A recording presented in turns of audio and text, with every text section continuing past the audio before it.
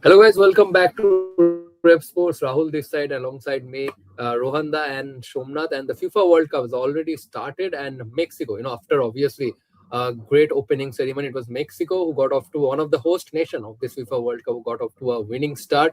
And then later in the day, it was Korea who scripted a dramatic comeback. Uh, in the second game, and obviously looking forward to some more interesting game, obviously between USA and Paraguay. Both another two host nation will step onto the pitch. USA, and on the other side, Canada versus Bosnia. So a lot of things to talk about, and also this week, only later this week, Brazil who will be in action.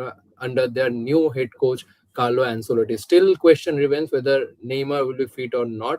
And after Brazil, there is Argentina as well. So first, I will go to Rohanda. Rohanda, obviously, the game between Mexico and South Africa, you know, brought memories of the 2010 World Cup. In that game in 2010, back in 2010, obviously South Africa and Mexico, that was a dramatic game. It ended 1-1, but this time Mexico went all over South Africa. We expected better from South Africa, but apart from the game, how was the atmosphere? I mean, we have seen that it was fully packed stands. And also, do you expect Mexico to go deeper in this tournament? Well, of course, Rahul, it was a great start. The match had everything: two goals, three red cards. What more can you ask for on the opening day?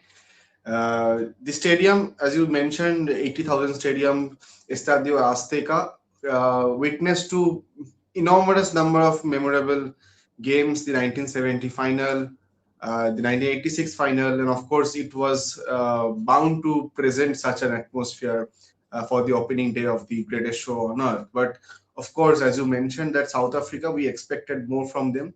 Back in 2010, we saw an even contest between the two sides with that Yeah. iconic Sipuri Sabalala goal and that commentary from Peter Drury. It was a dramatic moment, and we had that memory so intense in our memory still that we expected something like that from Exactly. 2010, right? But unfortunately, South Africa, much weaker team this time, or maybe Mexico might have been a really great side. Uh, they were all over South Africa from the very beginning. If you see Jimenez tried left-footed volley right before the 10 minutes, it was a good save by Williams in under the South African goal. But overall, deserving result on Mexico's part. Great goal, great opening goal, but Yeah, again a mistake from the goalkeeper and the defense that allowed the striker to come and score. Great story by Gimenez, of course. After that injury, coming back, getting a World Cup goal, always special. So overall, a fantastic opening to the greatest show on earth. Looking forward, of course. I'll keep my answer short. Over to you, Rahul. also, I have high hopes from this Mexican team because Mexico, they have been consistent performer in the World Cup. But I think never they have gone past. I think the semi-final or quarter-final, if I'm not mistaken. But this time I have high hopes from this Mexican team because also they are playing as a host nation, and especially I think obviously the first goal scorer for Mexico. I think who knows. He also, written his name in the history book because he, I think, scored one of the fastest goal in the FIFA World Cup opener. I think after Philip Lam. Philip Lam, I think in 2006 scored the goal in the opening game. I think in 6 minutes of the game. But this time I think Kuno scored in the, I think, just at the end of the first quarter.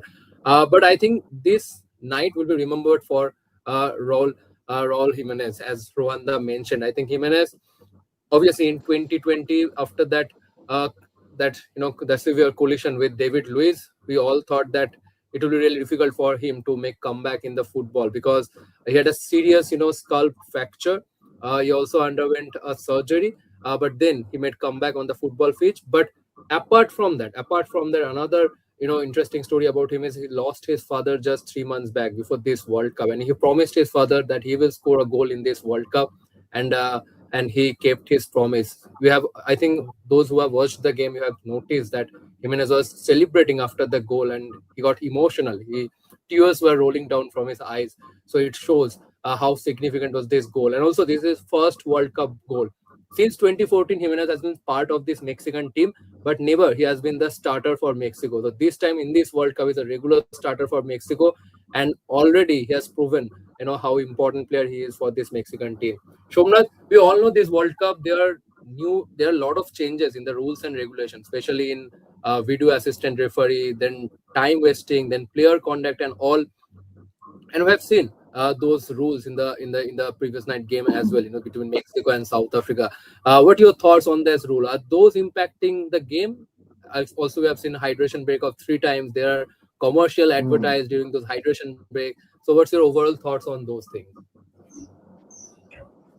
To be honest, everybody had high expectations from this World Cup opener, and obviously, when we talk about Mexico and South Africa, we are always reminded with that specific match back in 2010, where that was an iconic match in South Africa, Johannesburg, where Shabalala scored the goal for South Africa, and after that, the Peter Drury's commentary. I think it was an iconic moment, and we were about to see the same match in a different World Cup as the World Cup opener, but somehow, obviously, yesterday night, when we are watching the match, the level of football which we gradually watch in World Cup. Obviously, I think that level of football is not somewhere close to we are accustomed to watch in World Cups, obviously. But again, Mexico were the clear favorites before the match, be it if we talk about their quality, if we talk about the FIFA ranking. Obviously, Mexico had an edge over South Africa, and it clearly from the first minute of the match, Mexico showed pure intent to win it. And obviously, if we talk about Julian Quinones, he becomes the second fastest player to score a World Cup Mm, opening goal. I think yeah. Philip Lam, as you said, Rahul, Philip Lam was the fastest player to score a World Cup opener back in 2006. He scored against Costa Rica. Eventually, Germany won the match 4-2, and he scored the goal in 6 minutes. And obviously, in the at the second player will on the list will be Julian. He has scored in the ninth minute against South Africa. And to be honest, South Africa were not at their very best yesterday. Mexico had many chances in the first half. Obviously, South Africa tried to push Mexico with their physical gameplay, but the gap in quality was purely visible in that match. In the second half, things got worse for South Africa, as we saw in the 53rd minute. The central midfielder from South Africa was shown a red card because he was obstructed a clear goal scoring opportunity, and from then and there and onwards, Mexico had the full control of the game in the 67th minute, or the 63rd minute rather. No, in the 67th minute, Raul Jimenez scored the insurance goal for Mexico, and that was done and dusted for South Africa then and there. But things got a little more controversial when South Africa was shown the second red card, and many of the football experts where I've heard them, they were saying that it might be a harsh call, and this is something new in the FIFA World Cup. We have the VAR assistance. The decisions of the referee can be checked twice, can be checked thrice, and football will be from now. I don't think the physical angle football brings to this uh, uh, sport. I don't think the physical aspect will be there much. If you are silly at times, you can be showed a red card, and you will have to follow the marching order. So I think the match was iconic with three red cards, second fastest goal, opening goal. But the level of football, I think we can expect much good level of football in the later of the matches. I think comparing to the opening game, I think the second game was more thrilling between Korea and Czech Republic. I think obviously it's difficult for most of the football viewers to watch a game which finishes at 2:30 a.m. and then again watch a game which start from 7:30 a.m. But I know football fans are crazy. For FIFA World Cup, they are going to sacrifice their sleep for the next 2 months. Rohan, have you managed to watch the second game between Korea and Czech Republic, because that was a dramatic comeback from Korea. And do you think that Korea can be one of the best bait for from Asia in at this World Cup? Well, of course, Rahul, Korea, Japan, these are the teams that we bank on when it comes to Asian football. Mhm. Last time around, when Japan lost to Belgium in that thrilling moment where they could have been the first Asian team to this semi-final, it was a heartbreaking moment. But of course, it was a great match, quite entertaining. Czechia, previously called Czechoslovakia and Czech Republic, now Czechia. They uh, we could have expected more from them, but I think Korea were a better team and uh, quite deserving result. Kim Min Jae in the defense played a fantastic role, got good ratings. But what's more concerning, Rahul, is that whether we watch the games late at night, early in the morning, it's of course on us. It's on the uh, fans who don't have a nation in the World Cup. So we are mostly neutral fans. We have our favorite teams: Argentina, Brazil, Portugal, whatever. But other games we can go and watch. But what's more concerning is that FIFA are unable to fill the stands. There were multiple vacant seats during the in the Akron Stadium between the Czechia and Korea match, which is concerning. And Yes. there are more than 100,000 tickets still unsold for the entire duration of the tournament because maybe because of the high prices, maybe lacking knowledge of the local uh, people who call football as soccer. But I think it's quite a concerning scene for FIFA. Whether they will be able to fill the stands later on the tournament is something that we need to watch. But it was a quite entertaining match. Of course, good opening day, I would say. More exciting matches to come. But whether US grounds manage to fill the grounds and get that vibe of that World Cup vibe into the tournament is something that we need to see.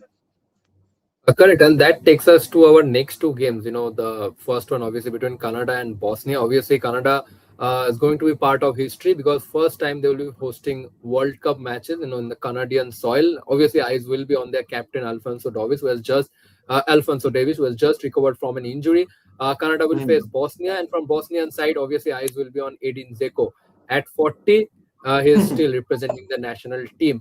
But obviously, the talking point regarding that USA and the USA game and USA versus Paraguay game, obviously, I mean, apart from the talks regarding their head coach Pochettino, who look for the first time, shouldering the responsibility of a national team in the World Cup, the talks surround much more, regarding the passion, the fans' excitement in USA, because as Rohanda mentioned, that fans are still not aware. I mean, there's, I think 30 or 40% of the fans in USA are still not aware about the World Cup happening on USA soil. They are People much in more excited USA, about Rahul, there are multiple reels going basketball on game. where, Exactly. yeah, there are multiple reels going on the social media where influencers are going to ask people about the tournament, making content on eliminating the name of the teams on the logos and showing it to the people. People don't recognize the Argentina logo, the Brazil logo, the Germany logo.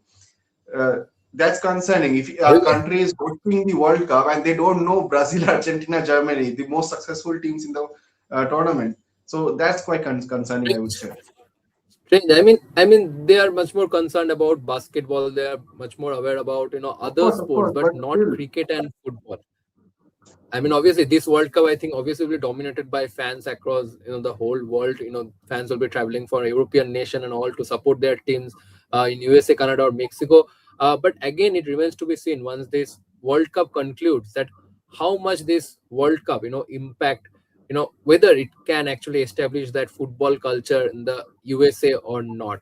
Shomnath, for that, I think it will be really important for the USA team to go deeper in this tournament. So, do you have that much expectation from this USA team? Obviously, the new head coach Pochettino for the first time he will be coaching USA in the World Cup and also his first national duty. And also your expectation from Canada.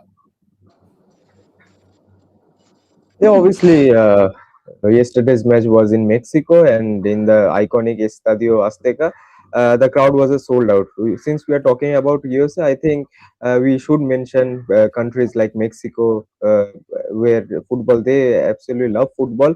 Uh, Yesterday's crowd was a sold out. 87,000 people came to watch the World Cup opener, and I think it's a Mexico good will be sold example of out. Mexico have a football culture. What's concerning is Exactly. absolutely. about USA. And people are also commenting that this stadium should host the World Cup final. Why not? Because the atmosphere was electrifying last night. Estadio Azteca hosted the 1970 and 86 World Cup final, the most Exactly. Exactly. iconic World Cup finals, Pele and Maradona. So So what? third World Cup they're hosting, for the first time, a nation Yeah. hosting third World Cup. Absolutely, and there is a very interesting stats about Estadio Azteca. Mexico has just lost two competitive games in this stadium since 1996. We can and Also football experts say that that's the spiritual home ground of the Mexican national team. So obviously, it's an iconic stadium for the FIFA World Cup. But now, for today, the World Cup shifts from Mexico to Canada, where Toronto will be hosting the third match of the FIFA World Cup, where Canada and home team Canada and Bosnia will be facing each other. For Bosnia, Edin Dzeko will be the limelight. All the hopes, all the expectations will rely on him. And for Canada, obviously, I think it's their first home World Cup, and the stakes are Hmm. obviously high. The expectations are obviously high. Let's see what happens. For the viewers, I think today in the Indian Standard Time, 13th of June, in midnight 12:30, from 12:30 a.m. the match will start, and obviously for the second match, USA will take on Paraguay, and again the World Cup shifts from Canada to USA now in USA's home ground, where they will be hosting again Paraguay. And in the Indian Standard Time, I think it's the match starts from 6:30. So obviously 2 days of good football, but again day after tomorrow we will be the fans will be excited for the real football, for the real competitive matches. Brazil will be starting their campaign. And Group C, specifically Group C, will start their campaign. Morocco will play their first match. Brazil will play their first match. I think yes, exciting line of games we are about to witness.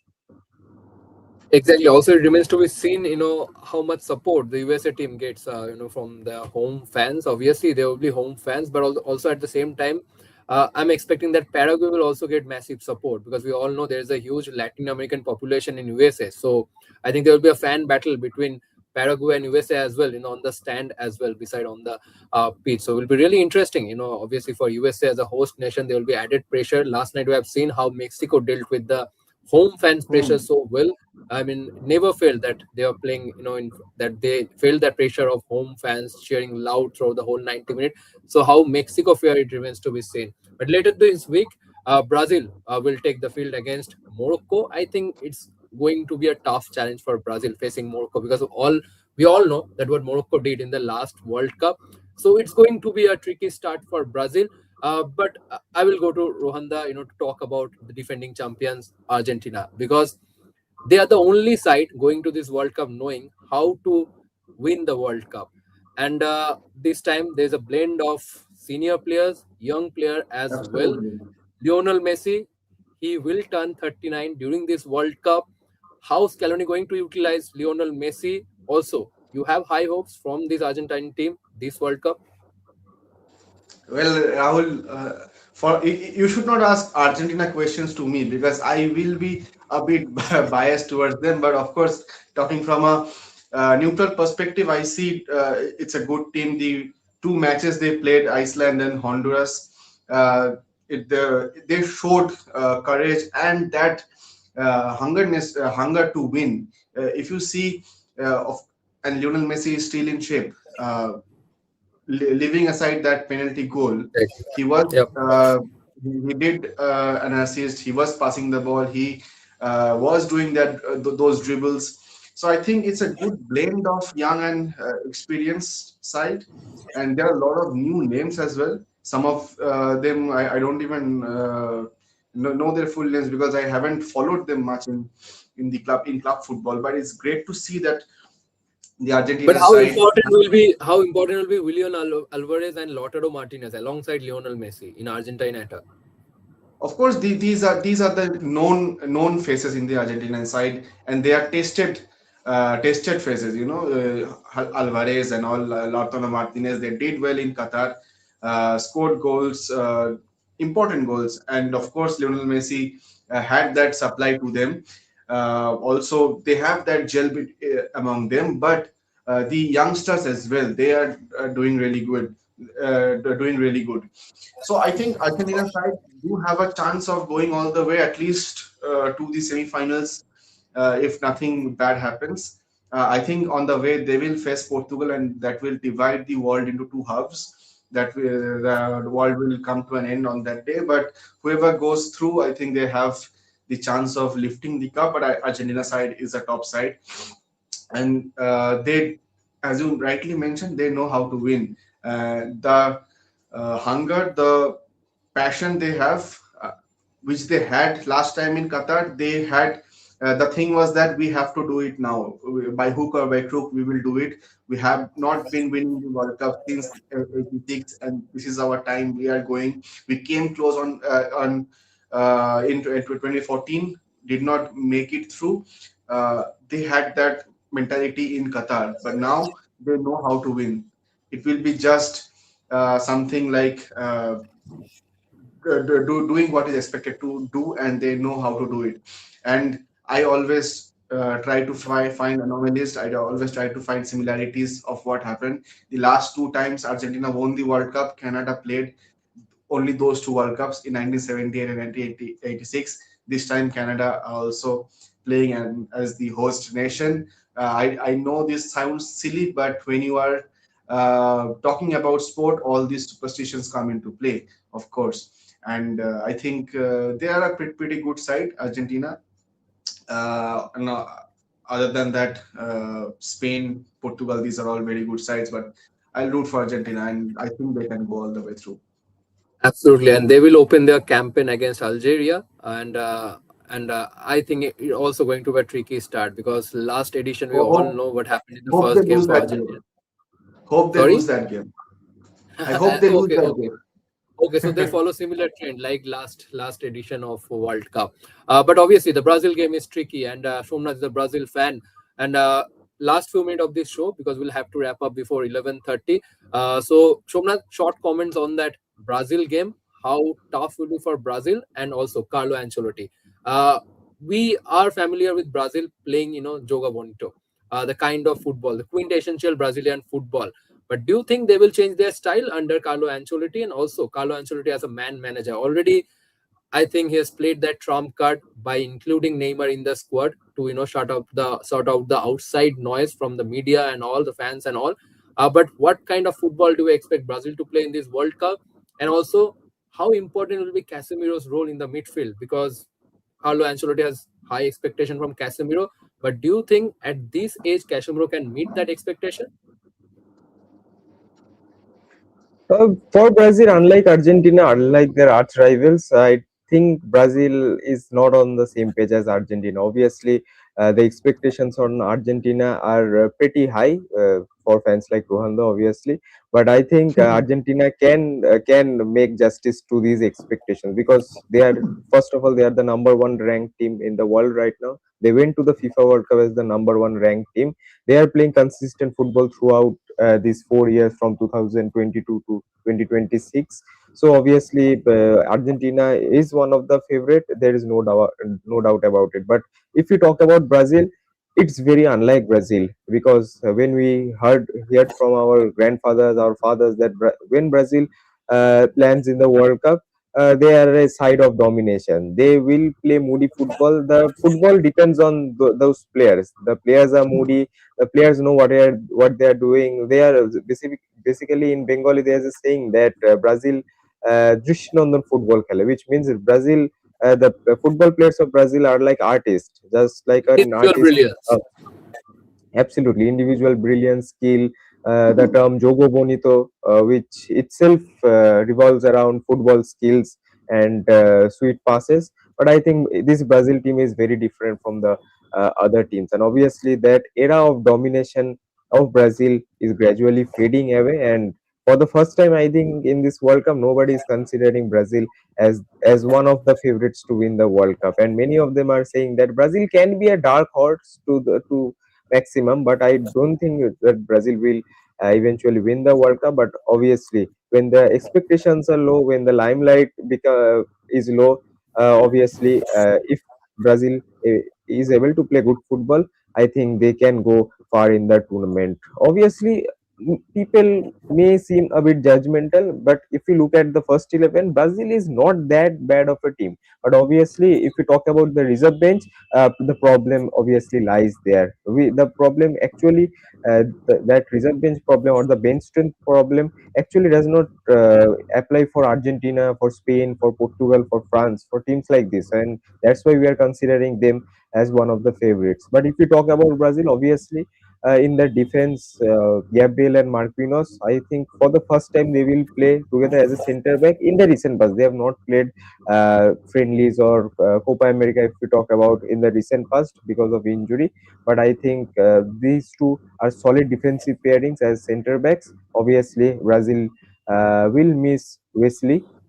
He was a right back who was in a good shape, but he will be replaced by Danilo. Danilo, I think, will play in the right back position. Alexandro, another experienced player in the left back position. In the midfield, again, Brazil seems strong. Marquinhos along with Guimarães, two of the best midfielders in the world. Not, I will not say top tier midfielders, but obviously, if we talk about midfielders like Casemiro, they have huge talent. We all know Casemiro, the experience he has got, everything he has won, almost everything in club football. But if you talk about Guilherme, another bright prospect in this Brazilian team. If you talk about the attacking third, you have two best wingers in the world in terms of, in if you talk about club football. In one side you have Vinicius Junior, in one side you have Rafinha, who has scored clutch goals in crucial moments of the game, be it the UCL final, be it the UCL knockout stage. Rafinha and Vinicius Junior can do a miracle for this team, obviously. But again, the problem lies for the striker position. In the striker position, Matthews Cunha. The stint Matthews Cunha had for Manchester United is pretty good. He has scored some clutch goals. It is to be seen that if he can do that for Brazil as well. But obviously, for the number 10 position, Brazil actually have many skillful players, good players, and also we for striking position, I think we have to talk about Endrick because he has been consistent for this team as a super sub. But again, the quality Brazil, it's not Absolutely, like that. absolutely, Shomnath, enough. I know you are a Brazil fan. When it comes to Brazil question, I know you can never stop. I know that's the best part about a fan. But we'll have to wrap up this show before 11:30. That's why I'm stopping you again before the Brazil game. Obviously, we're going to do a preview show, and Shomnath will have a lot of things to talk about for you guys. But Rwanda, I will end with one last question for you. Another game that I am very much excited for is Germany and Curacao. Curacao, one of the debutant and also one of the smallest nation in this World Cup. And we have past trend of Germany losing to underdog teams in the World Cup. So do you think you have expectation from this Curacao team? Obviously, it will be a huge ask, but already we have seen a lot of social media reels going viral. More than Curacao training video, the reels that are going viral are their dance videos and all. So are you expecting Curacao to script an upset? I think that will be one of the best script written ever in the World Cup. If that happens, I'll be dancing around to the Curacao themes, the songs that the social media is playing right now. But of course, Curacao is one of those sites which is about the vibe and not just the sport. So Curacao team, the jersey, if you see at their away jersey, I have been trying to get hold of that. You know how much crazy I am for collecting jerseys. I've been trying to get hold of that Curacao jersey, but they're asking a huge ask because that's not available in India. You have to get it imported from China. But that's the other thing. But if Curacao manages to get even a draw against Germany, I think that will be the historic day for the nation. A nation of 150,000 people, less than the three small towns that I near to me, Konnagar, Uttarpara, Srilampur. I think there are more people in Konnagar, Uttarpara, Srilampur than Exactly. in Even Curacao. in Who my are neighborhood as well, well, in Kosba as well. of course, and they are playing the World Cup and coming in that. blue small school bus to play a World Cup. It's absolutely a vibe to see these Curaçao players. Only that one player, Chong, Tahbit Chong, the And only player who was they're born. full of players with with Netherlands origin. Full of it. Everyone except Tahith Chong, everyone in the squad are Dutch born, and even Tahith Chong have Dutch roots, and he was part of the Manchester United youth product. So I think it's a good side that they are, and any team playing the World Cup are a good side, and anything can happen. But of course, it will be a 70-30, maybe 80-20 ask against Germany. But if they manage to pull off a point as well, it will be historic, and the celebrations will go all night long in the small nation in the Caribbean. So that's all. That's all. And let's hope that Curaçao brings not just football but joy and vibe to USA, which I think they lacked on the opening day. Absolutely, that's what we are looking forward to. I'm not sure whether Curaçao will pull off an upset or not, but this World Cup will produce a lot of upset and a lot of heartwarming stories for Of sure. course, of But you course. guys need to stay tuned to Rep Sports for more such shows and more such content from the FIFA World Cup. And also, we have a ground reporter in Dulal Day who will be covering our World Cup from the North America. So stay tuned to Rep Sports for all the update from the FIFA World Cup. Thanks a lot for watching the show. Again, we'll see you in our next show. Thank you for watching. Thank you.